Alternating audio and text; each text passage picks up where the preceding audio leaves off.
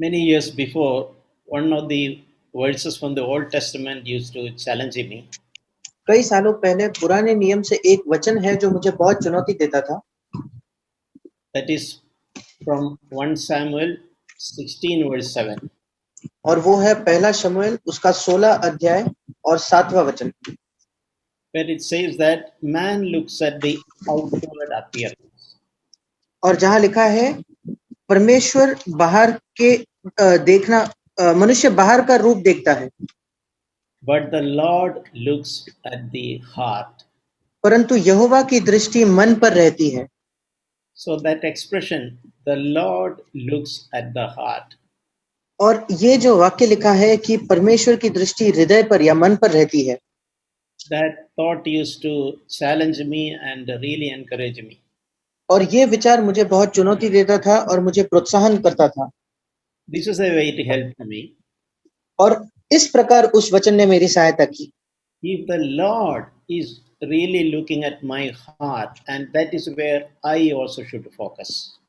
अगर प्रभु खुद मेरी हृदय की ओर मेरे मन की ओर देख रहा है तो मुझे भी अपना ध्यान वही लगाना चाहिए.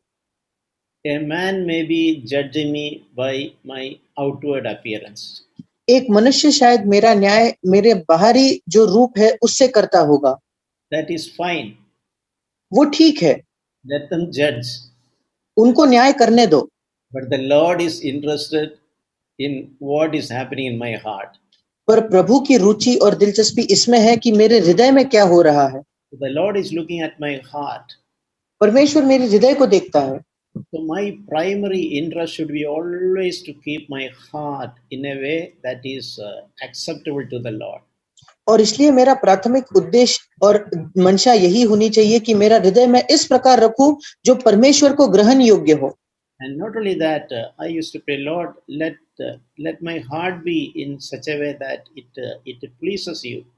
उतना ही नहीं, मैं प्रार्थना करता था, प्रभु मेरा मन मेरा हृदय इस प्रकार हो कि वो तुझे प्रसन्न करे. Along with that, I used to pray regularly a prayer of David, that is in Psalm 51. उसी के साथ मैं दाऊद की भी एक प्रार्थना किया करता था जो भजन 51 में पाई जाती है. That's there in Psalm 51 verse 10. भजन 51 उसका 10वां वचन. It says that create in me a clean heart, O Lord. और वहां लिखा है, हे परमेश्वर मेरे अंदर शुद्ध मन उत्पन्न कर, Filled with clean thoughts and right desires. जो शुद्ध विचार और अच्छे विचारों से भरा हुआ है. I earnestly used to pray, Lord, let this happen in my heart. और मैं बड़ी ईमानदारी से ये प्रार्थना करता था कि प्रभु ये मेरे हृदय में होने दे. You create in me a new clean heart. प्रभु तू मेरे अंदर एक नया और शुद्ध मन उत्पन्न कर. Not only that, a heart filled with clean thoughts, and not only that, even the right desires. और प्रभु एक ऐसा हृदय तू उत्पन्न कर जो साफ विचारों से भरा है. उतना ही नहीं, सही इच्छाएं और लालसाएं उसके अंदर है. We read in Proverbs chapter 4 verse 23. नीति वचन का पुस्तक उसका 4था अध्याय और इसके 23 वचन में हम पढ़ते हैं, Watch over your heart with all diligence. सबसे अधिक अपने मन की रक्षा कर. And the reason is written there. और वहां उसका कारण भी बताया गया है, Because from it flows springs of life. क्योंकि जीवन का मूल स्रोत वही है. So as a very spring of life is flowing from the heart. क्योंकि जीवन का मूल स्रोत ही हृदय से बहता है. This word is exhorting us to watch over your heart with all diligence. और इसलिए ये वचन हमें ये उपदेश दे रहा है कि हम अधिक पूरे ध्यान से अपने मन की रक्षा करें. Never neglect the condition of your heart. अपने मन की जो अवस्था है उसको कभी नजरअंदाज ना करें. And never be happy if you have a good impression in the eyes of others. कभी भी इस बात से खुश या संतुष्ट नहीं होना चाहिए कि दूसरों की नजर में अगर हम एक अच्छी प्रतिमा हमने बनाई है तो.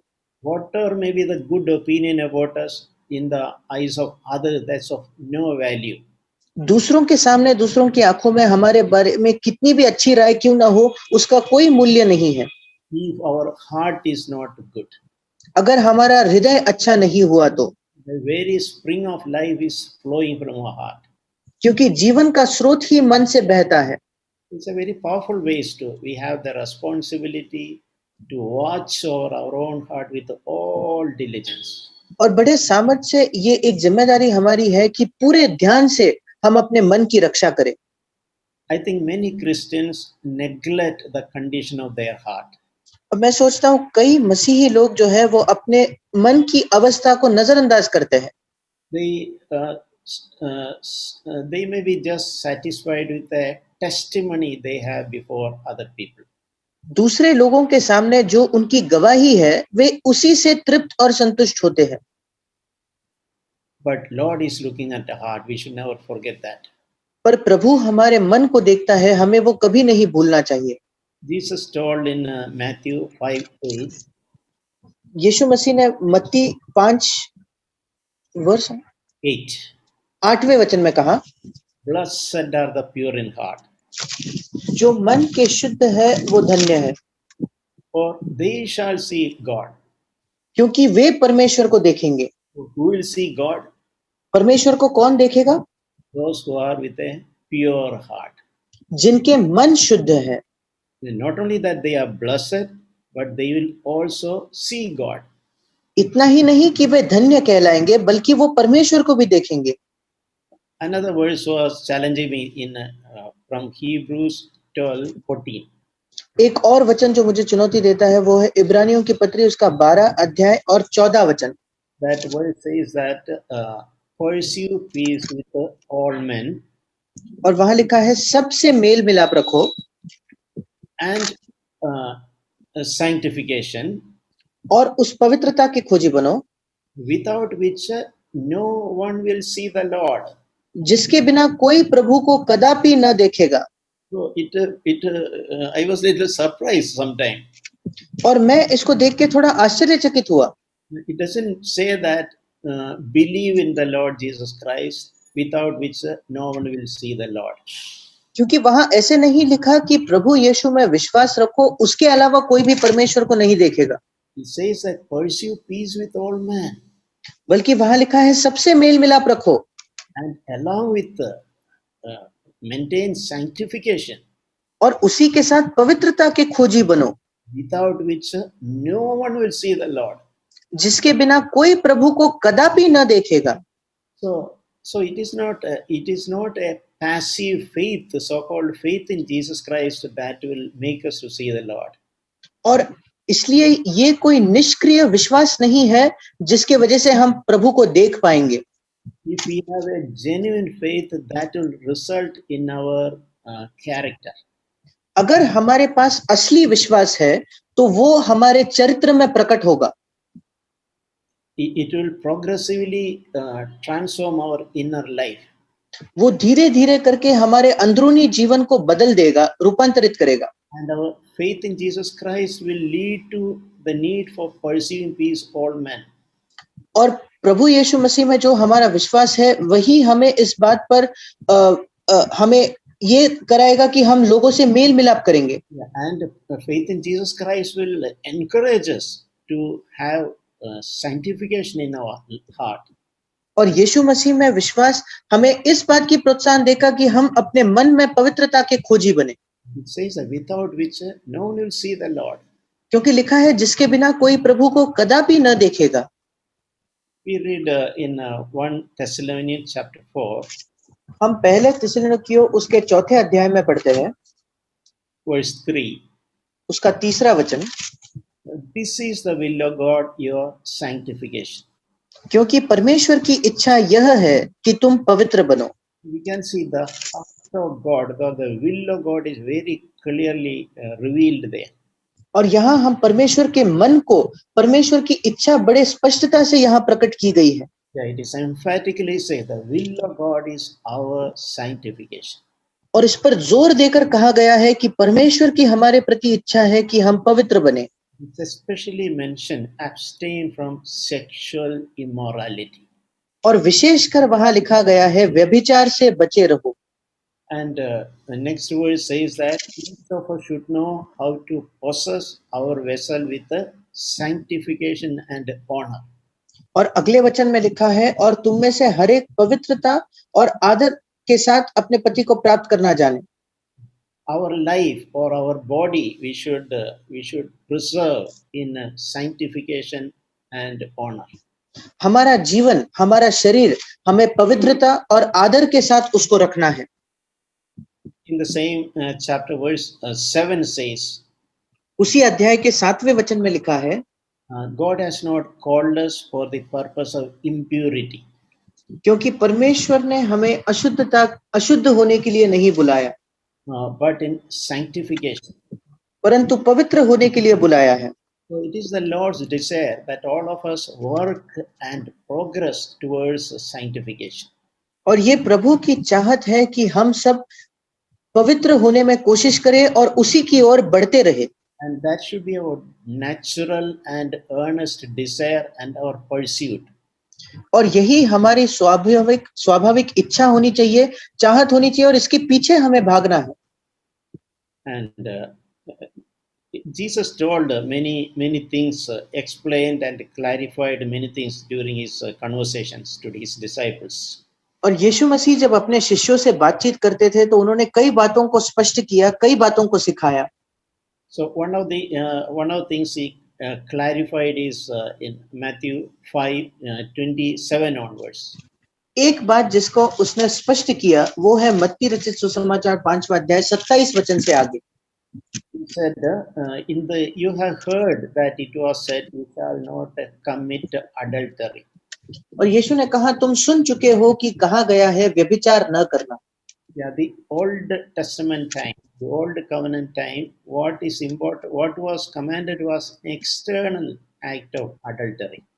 पुराने नियम में, पुरानी वाचा के अंदर जिस बात की आज्ञा दी गई थी वो है शारीरिक व्यभिचार न करने के विषय। So that was very clearly commanded. और वो बड़ी स्पष्टता से उसकी आज्ञा दी गई थी। He said, but I say, पर यीशु मसीह ने कहा, परंतु मैं तुमसे कहता हूँ, everyone who looks at a woman with a lust for her has already committed adultery with her in his heart. जो कोई किसी स्त्री पर कुदृष्टि डाले वह अपने मन में उससे व्यभिचार कर चुका है। He is speaking about adultery in his heart. और उसके मन के अंदर जो व्यभिचार है उस विषय में लिखा है।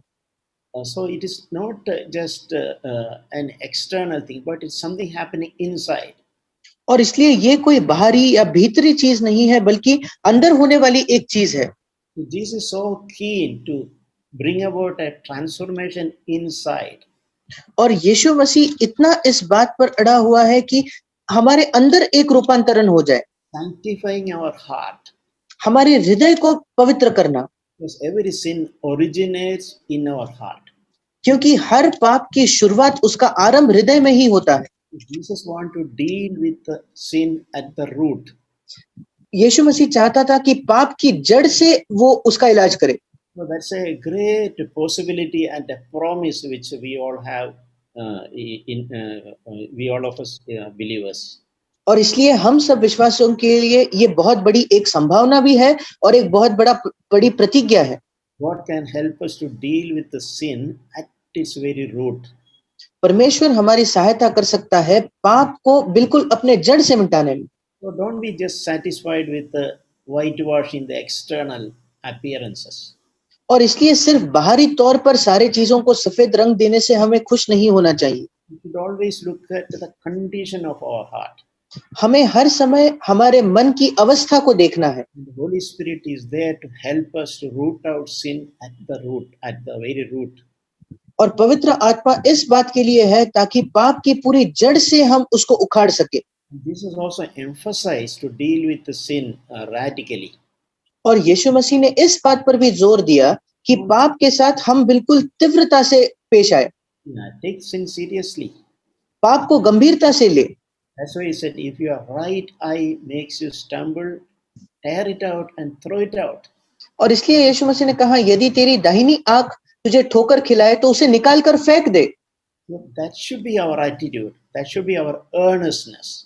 और यही हमारा मन, यही हमारा स्वभाव होना चाहिए। इस प्रकार की एक ईमानदारी हमारे अंदर होनी चाहिए। So if you are sincere, if your desire, we really earn, our hearts will be yearning for rooting out sin from our heart. अगर हम सचमुच ईमानदार हैं और अगर हम सचमुच इच्छा रखते हैं, तो हमारे मन के अंदर ये चाहत होगी कि पाप को जड़ से हम निकाल फेंकें। Earlier years, I was so grateful when Lord illuminated my heart from a verse in 1 Timothy chapter 5, verse 1 and 2. और शुरुआती दिनों में मैं परमेश्वर के प्रति इतना आभारी था कि उसने मेरे मन में ज्योति डाली एक वचन के द्वारा, जो पहला तिमोथी उसके 5वें अध्याय के पहले 2 वचन में पाया जाता है। Here, Paul is instructing Timothy, who is much younger than him. और जहां पौलुस तिमुथियुस को उपदेश दे रहा है जो उससे काफी जवान था, And how when he deal with brothers and sisters in the church, और जब वो कलीसिया में अलग-अलग भाइयों और बहनों से बातचीत करे, when he deals with younger and older people in the church, और जवानों से और उससे जो बूढ़े हैं उन लोगों से जब वो कलीसिया में बातचीत करे, how to deal with them. उनसे कैसे उसको व्यवहार करना चाहिए। He's telling him, do not sharply rebuke an older man, और वो कहता है किसी बूढ़े को न डांट, but rather appeal to him as a father. पर उसे पिता जानकर समझा दे। And to a younger man, you speak like your brother. और जवानों को भाई जानकर। And he especially saw when you speak or deal with the sisters, और वो विशेषकर बहनों के विषय में कहता है, जब तू बहनों से बातचीत करे या उनसे व्यवहार करे, when you deal with the older sisters, consider them as your mothers.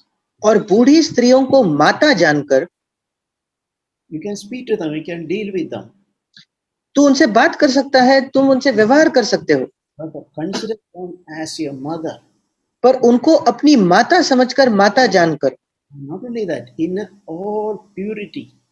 उतना ही नहीं बल्कि पूरी पवित्रता से। Even when you deal with the older sister, deal with her like your own mother with all purity. और जब तू एक तेरे से बड़ी या बूढ़ी स्त्री से भी बात करे, व्यवहार करे, उसके साथ भी पूरी पवित्रता से पेश आना। And it also you can naturally deal with the younger sisters in the church. और वो कहता है स्वाभाविक रूप से तू जो जवान बहनें हैं उनसे भी व्यवहार कर सकता है। You can help them. तू उनकी सहायता कर सकते हो। Deal with them as your own sisters. उनसे इस प्रकार से पेश आओ मानो वो तुम्हारी अपनी बहनें हैं। And again, in all purity. और फिर एक बार पूरी पवित्रता से। So this word really helped me. और इस शब्द ने मेरी सचमुच सहायता की। Some words from scripture is always so encouraging and so practically helpful. और पवित्र शास्त्र के वचन इतने प्रोत्साहनजनक होते हैं और व्यवहारिक स्तर पर हमको वो सलाह देते हैं।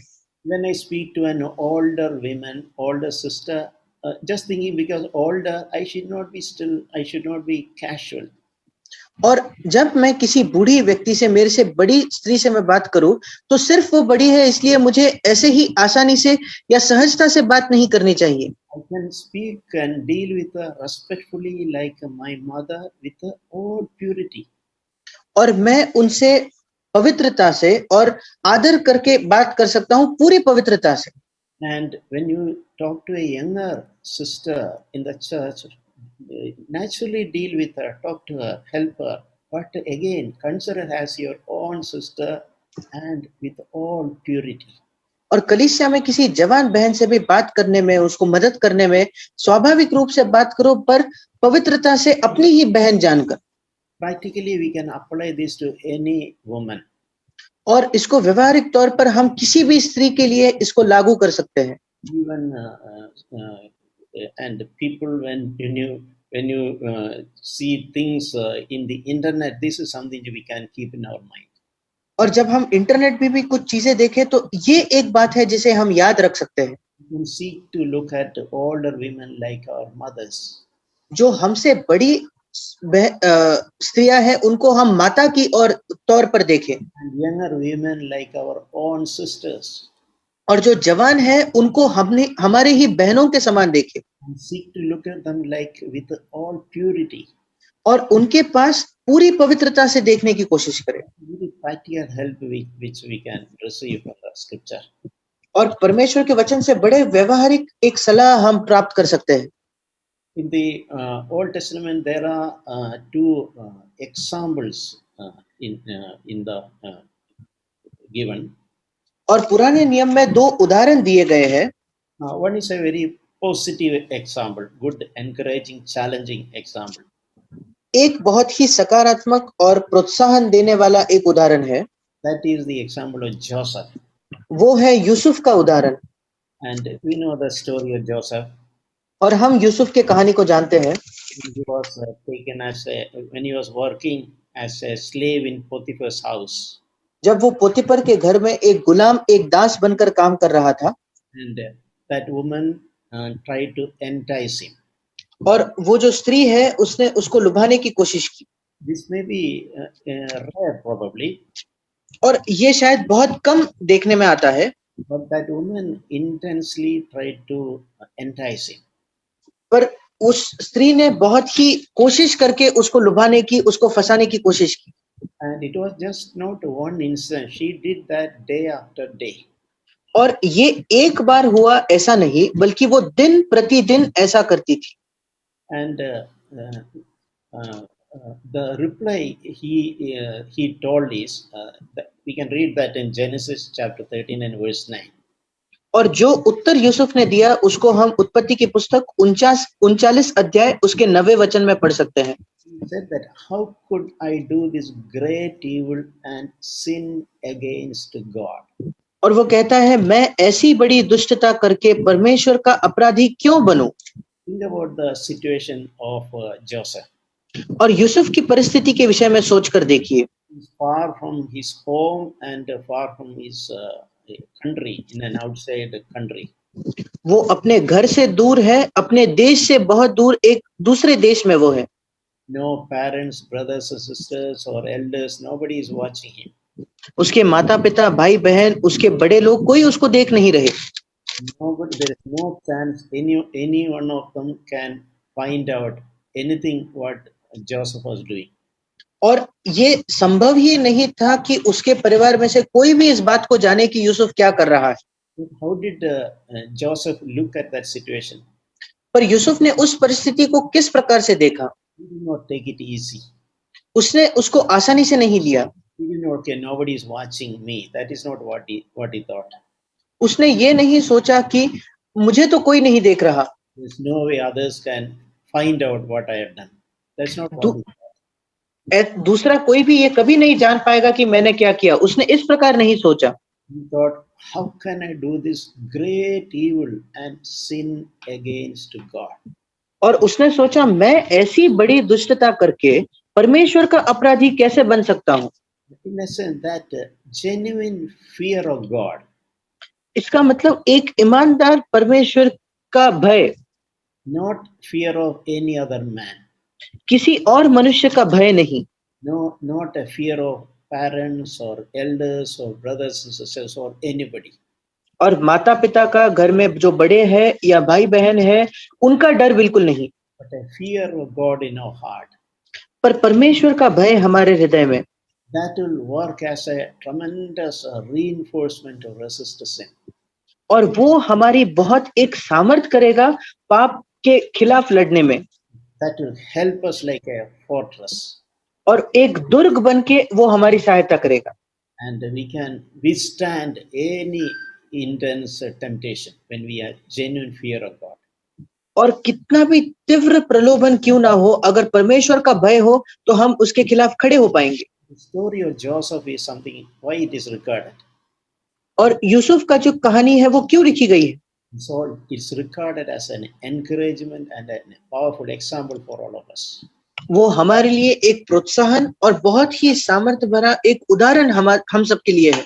We all can live a life not fearing man, whether they'll find. We can live a life only fearing God. हम सब एक ऐसा जीवन जी सकते हैं मनुष्यों से डर के नहीं कि अरे मनुष्यों को पता चल जाएगा, बल्कि सिर्फ और सिर्फ परमेश्वर को डर के। Whether we are traveling, whether we are at workplace, भले हम सफर कर रहे हैं या हम काम करने की जगह है, even when you are thousands of miles away from home in a different country. हम अपने घर से कितने ही हजारों मील दूर क्यों ना हो, किसी अलग देश में भी क्यों ना चले जाएं, There is real fear of God in us, that it works like a fortress.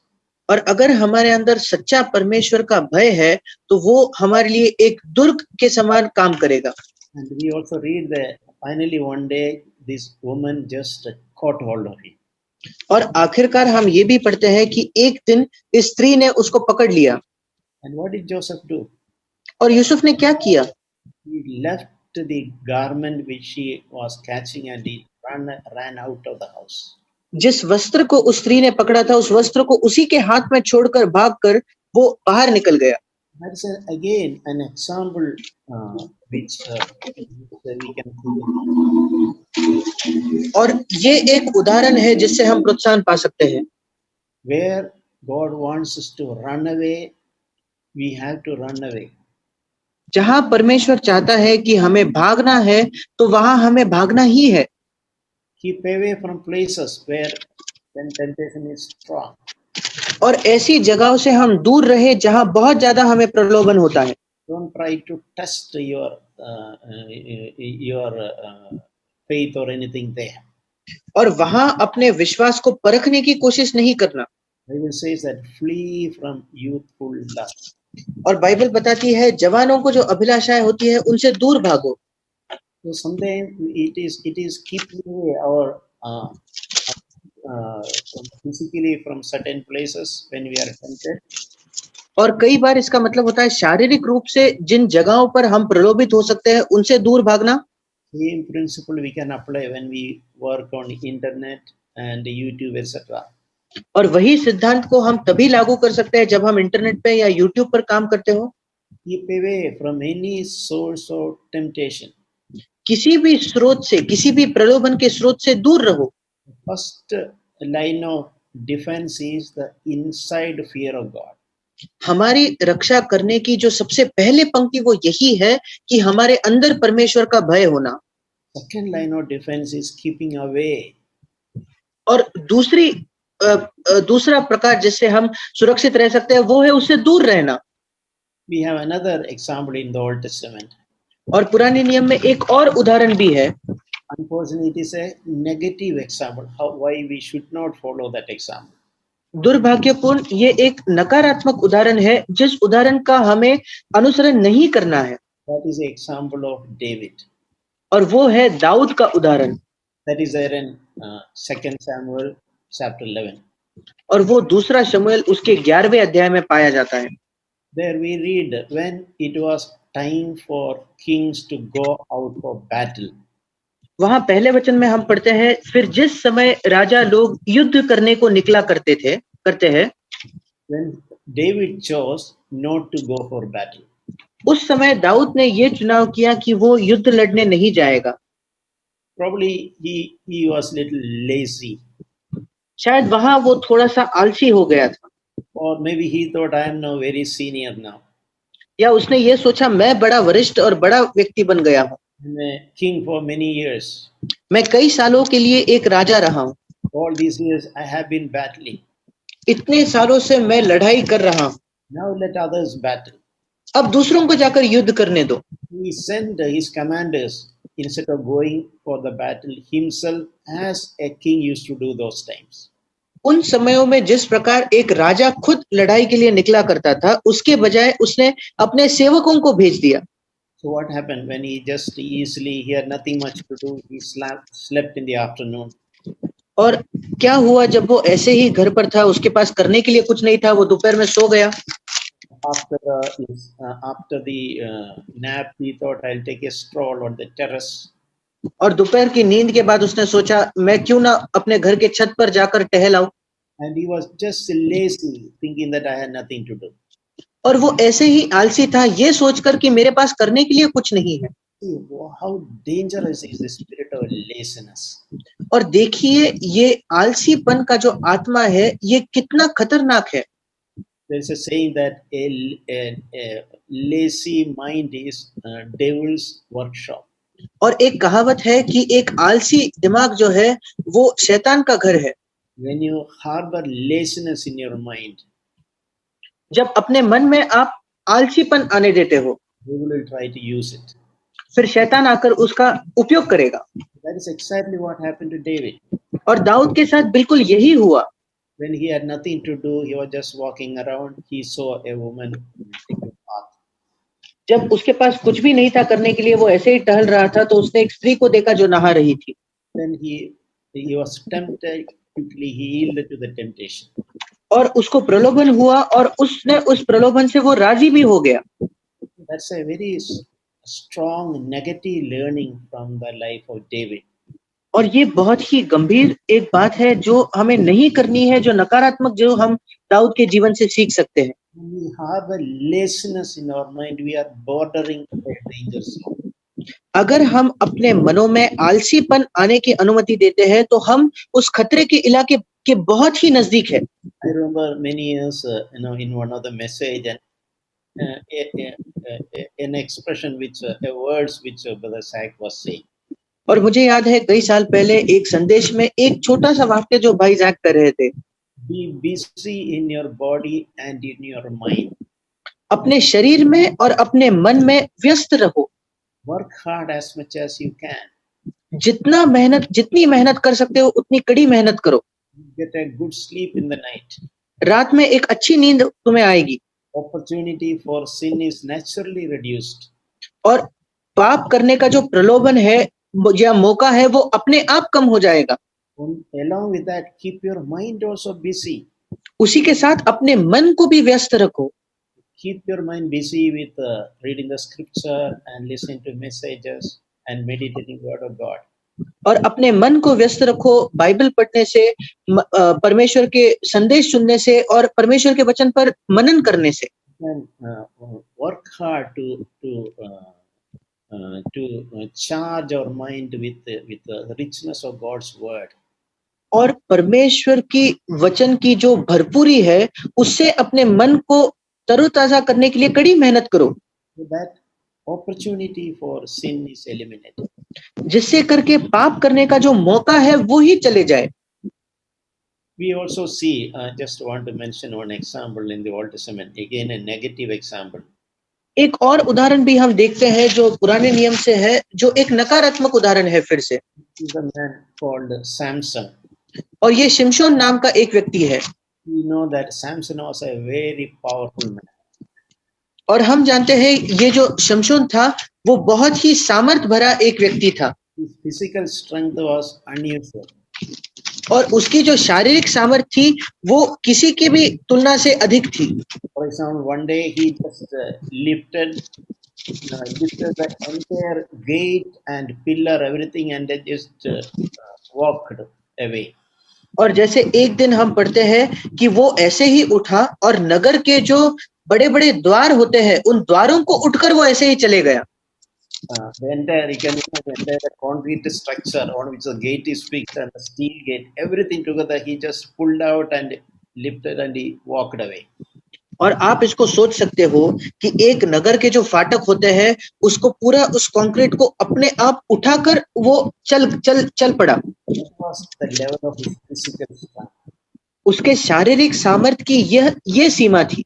Another time when the enemies bound him with a lot of ropes, he just opened it like just sewing threads. और दूसरे बार जब उसने देखा कि जो शत्रु है उन्होंने उसको रस्सियों से बांधा है, तो उसने एक साधारण धागे के समान उसको तोड़कर वो उठ गया। But this man had a very poor character. पर इस व्यक्ति का बहुत ही एक बुरा चरित्र था। One day he slept on the knees of a woman. एक दिन वो एक स्त्री के घुटनों पर सिर रखकर सोया। And he told all the secret of his strength to that woman. और उसके सामर्थ्य का जो रहस्य है उसने उस स्त्री को बता दिया। And the enemies, Philippians, caught him. और फिलिपियों ने उसको पकड़ लिया। They gouged out his eyes. और पलिश्तियों ने पकड़कर उसकी जो आंखें थी वो आंखें निकाल दी। And he was made to grind, some what you can grains like dosa, atta. और वहां जो चक्की पीसने के लिए उस काम को करने के लिए उसको बुलाया। And you can imagine the pathetic situation he felt. और आप देख सकते हो कितनी निचले स्तर पर यह व्यक्ति गिर चुका था। When you think about Samson, this thought comes. He was a powerful man, but with a very poor character. और जब हम शिमशोन के विषय में सोचते हैं तो हम हमेशा यही सोचते हैं कि वो एक सामर्थी व्यक्ति था पर जिसका चरित्र बहुत बुरा था। We can apply that in.